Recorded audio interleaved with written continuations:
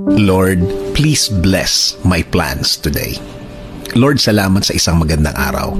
Salamat sa isang araw na pagbibigay niyo sa akin ng inyong proteksyon at pagmamahal.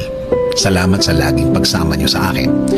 Salamat sa laging nakahanda kayo para tulungan ako.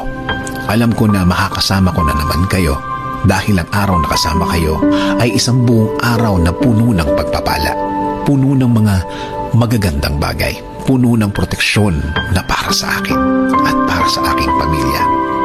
Panginoon, marami po akong gustong gawin. Marami po akong naiisip na gawin sa araw na ito at sa mga araw na parating. I-bless mo po ang lahat ng aking plano ngayon. I-bless nyo rin ang bawat bahagi ng aking plano. I-bless nyo po ako ng mga ideas, mga bagong bagay na pwedeng gawin na gusto kong gawin, Lord. Lord, ilagay nyo po sa way ko